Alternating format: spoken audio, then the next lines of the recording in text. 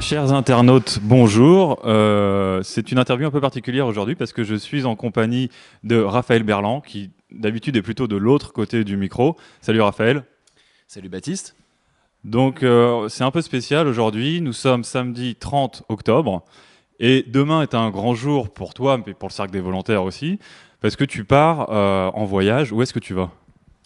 Alors si tout se passe bien, je vais me rendre donc demain à Damas en passant par Beyrouth. Voilà, donc je vais pour un voyage de 2 semaines afin de réaliser un reportage dont nous allons parler. Ok, et donc tu pars dans quel cadre ? Comment ça se passe au niveau de l'organisation ? Alors tout simplement, j'ai été contacté par un Syrien qui s'appelle Omran Al-Khatib, qui vit en France, à Paris, et que j'avais connu moi lorsque un membre du Cercle des volontaires et moi-même avions été couvrir une manifestation en soutien au peuple yéménite, c'était donc il y a quelques mois, à Bruxelles. Donc c'est lui qui avait organisé, ce Omran Al-Khatib, qui avait organisé donc ce voyage, qui avait loué plusieurs bus, prévenu plusieurs manifestants, donc aussi bien des Français que des Syriens, et également des gens de différentes nationalités, et quelques Yéménites bien sûr. Et voilà, donc on avait pas mal sympathisé à ce moment-là. Il m'avait été présenté par Ali Rasbin de l'Académie de géopolitique de Paris. Donc voilà comment j'ai connu Omran Al-Khatib. Voilà, quand il m'a proposé de partir pendant 2 semaines, ce qui m'a intéressé, c'était que même si lui proposait un programme pendant ces 2 semaines, j'étais libre moi-même de dire oui ou non à telle journée et de prévoir par ailleurs mon propre programme. D'accord. Donc, et quel est le programme du coup que lui propose alors ? Alors là-dessus, pour l'instant, il est resté relativement évasif. Je sais qu'il y a quelques journées spécifiques, comme la possibilité de passer une journée au front avec l'armée syrienne, chose que je ne suis pas certain de vouloir faire, tout simplement parce que bon, il y avait déjà le système de journaliste embedded, journaliste embarqué qu'on a vu pendant la guerre d'Irak côté américain. Bon, là, si c'est pour le faire côté syrien, je ne vois pas forcément l'intérêt journalistique de le faire. C'est vrai que ça ramènerait des images chocs, entre guillemets, mais c'est pas forcément le but du voyage. Donc voilà, je peux plus parler du programme que moi, je me suis prévu. Donc le but, c'est de rencontrer un petit peu les Syriens du plus haut au plus bas de l'échelle sociale, vraiment, hein, aussi bien, voilà, donc... du côté haut, les députés, des personnalités du gouvernement, si possible des ministres, des porte-parole du gouvernement, ou de l'appareil sécuritaire, hein, que ce soit l'intérieur ou l'armée. Également, donc, le plus bas, rencontrer des Syriens de la rue, faire des micro-trottoirs. Donc je souhaite faire un micro-trottoir sur le thème spécifique des médias. Quelle perception ils ont du rôle des médias et du discours des médias à la fois syriens, mais également, surtout, occidentaux, dans le cadre du conflit qui déchire leur pays. Donc ça, c'est vraiment un micro-trottoir qui me tient à cœur.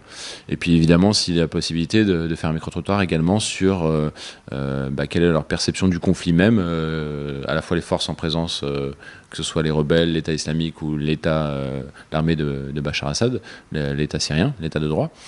Et puis les forces régionales en présence également, puisqu'on sait que l'Iran intervient, le Hezbollah intervient, plutôt du côté du pouvoir de Assad.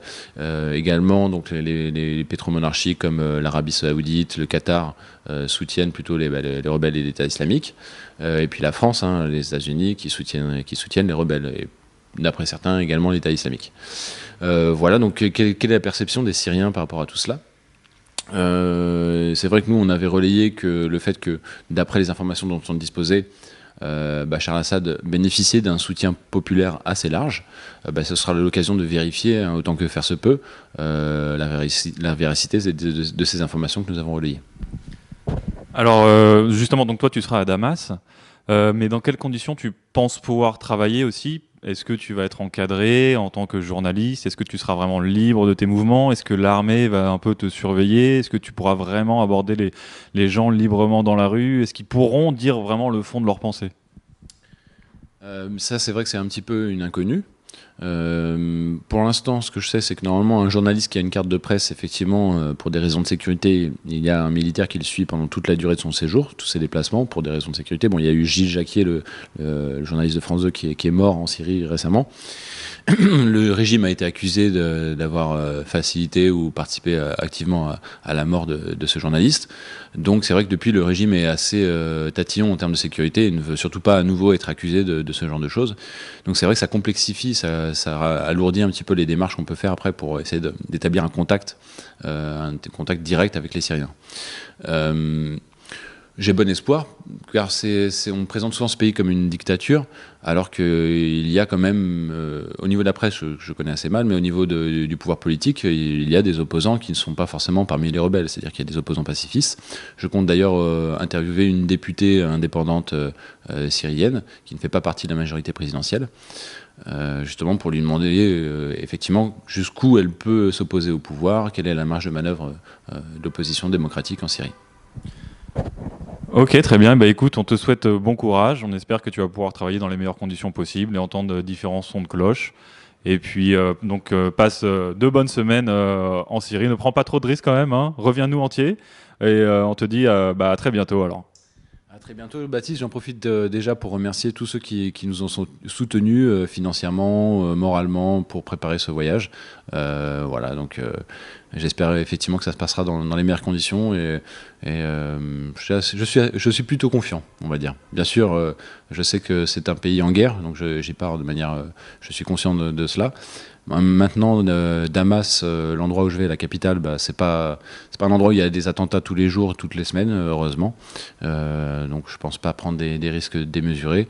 Et je le fais surtout, bien sûr, comme au Cercle, on a l'habitude de le dire, pour amener de l'information directement du citoyen au citoyen, sans passer par des agences de presse. Donc voilà, je pense que j'aurai l'occasion de le faire. Merci Baptiste pour l'interview. Merci à toi. À très bientôt.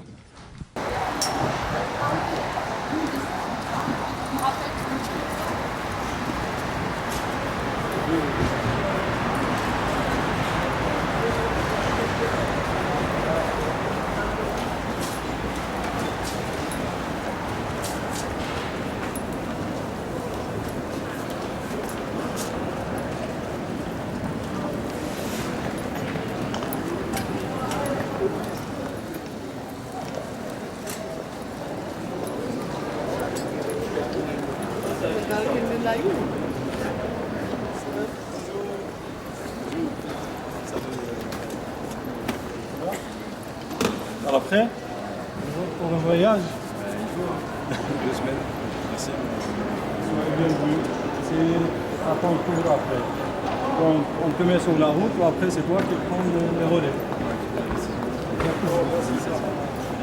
Que sois le bienvenu. Merci. Merci infiniment.